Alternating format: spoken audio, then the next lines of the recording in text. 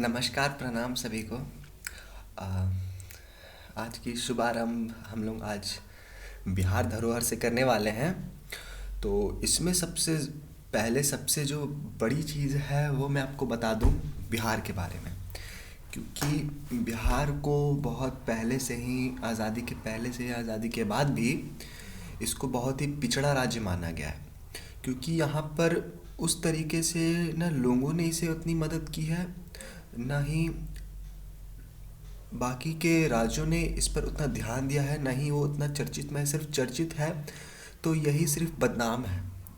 मतलब कि बहुत ज़्यादा गरीब है, अति पिछड़ा है, यहाँ के लोग अशिक्षित ज़्यादा हैं, शिक्षित नहीं अशिक्षित हैं।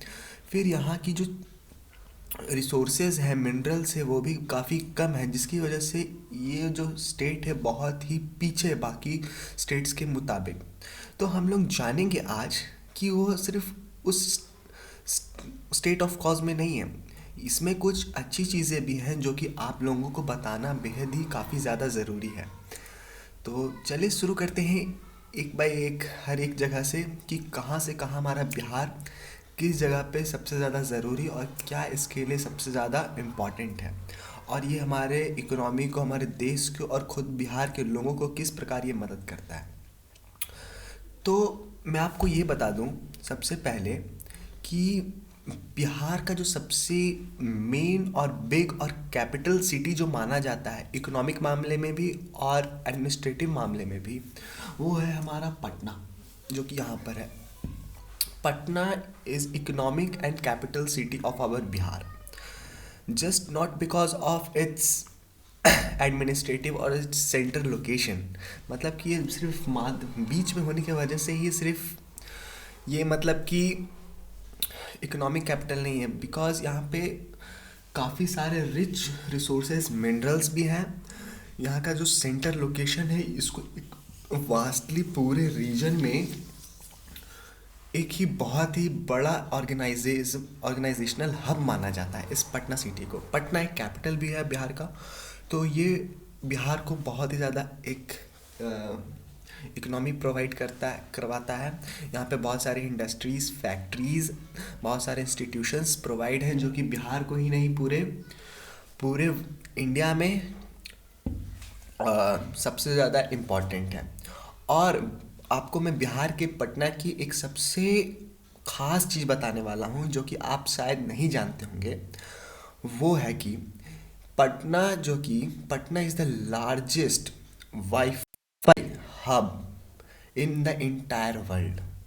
मतलब कि पटना का जो वाईफाई हब है, मतलब कि उसका जो वाईफाई का जो रेंज है, ऐसे ही नॉर्मली मतलब कि कोई भी जगह पे जो वाईफाई का जो रेंज होता है maximum to maximum 1-2 kilometre, 4 kilometre, 5 kilometre तक होता है। या छोटे वाईफाई होते हैं जो 400-500 मीटर तक होता है।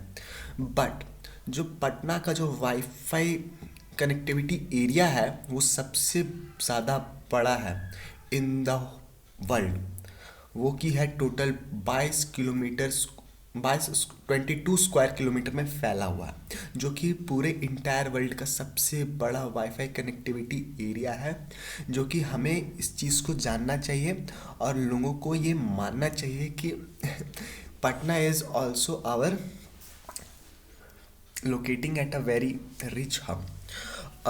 और बिहार की मैं कुछ और भी आपको चीज़ें बता दूं, जैसे कि बिहार जो है आ, दुनिया को, मतलब सॉरी, इंडिया को 6.7% ऑफ पॉपुलेशन को डोनेट करता है। मतलब कि टोटल जितना भी इंडिया में जो पॉपुलेशन है उसका 6.7% बिहार से ही आते हैं। और यहाँ का जो डेंसिटी है ऑफ पॉपुलेशन वो भी सबसे ज़्यादा हाई है इन इंडिया। मीन्स यहाँ का जो डेंसिटी ऑफ पॉपुलेशन है वो है 936 पर स्क्वायर किलोमीटर, यानी कि 1 स्क्वायर किलोमीटर में यहाँ 936 पर्सन ऑन एन एवरेज रहते हैं। उसके बाद चलिए मैं बात करता हूँ यहाँ के और भी कई स्टेट्स के बारे में जो कि इंटायरली इंडिया को एक अच्छे तरीके से मजबूत बनाते हैं। वो है सेकंड में गया। Gaya is the also the important and very attractive place for tourism. Because it is the place where Mahatma Buddha Mahatma Gautam Buddha has got enlightened.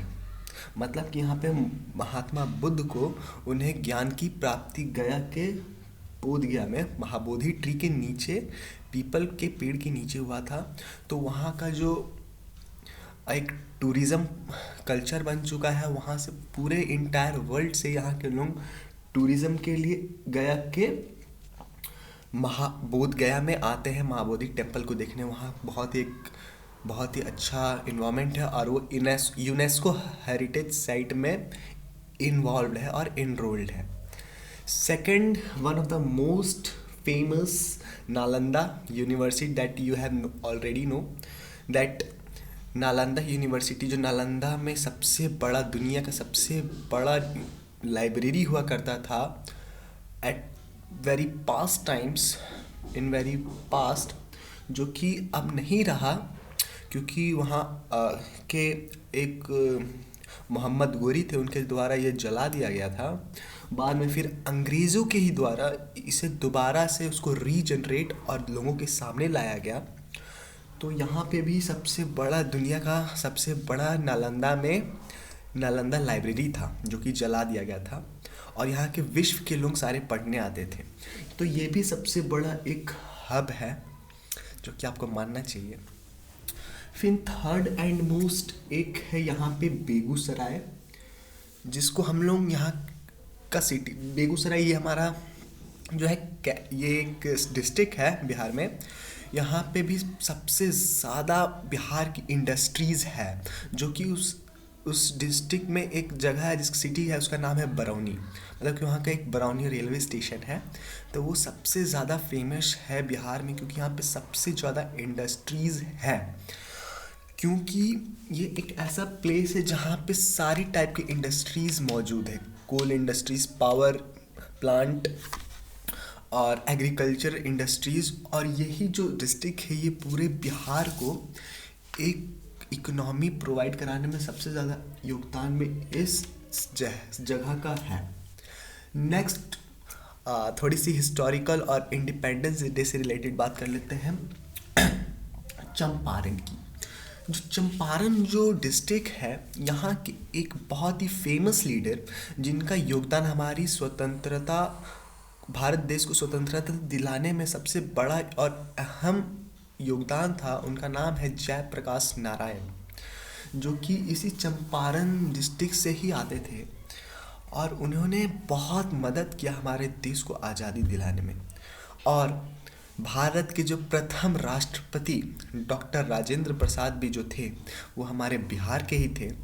वो भी पटना से आते थे और उनके नाम पर एक स्टेशन, एक टर्मिनल, एक जगह का भी नाम है जिसका नाम है राजेंद्र नगर, और स्टेशन का नाम है राजेंद्र नगर टर्मिनल, जो कि अपने में ही एक बहुत ही अहम और बहुत ही महत्वपूर्ण बात है।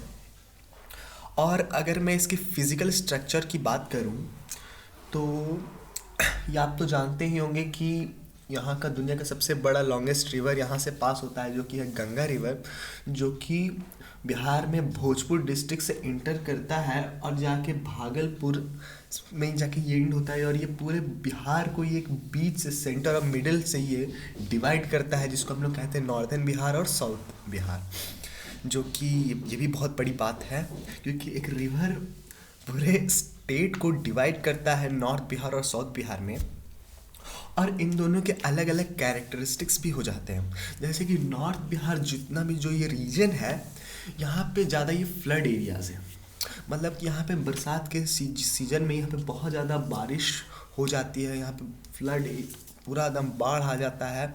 नॉर्दर्न बिहार में कुछ ही दिनों के लिए आता है, 30 से 35 या 40 दिन के लिए आता है, लेकिन आता है।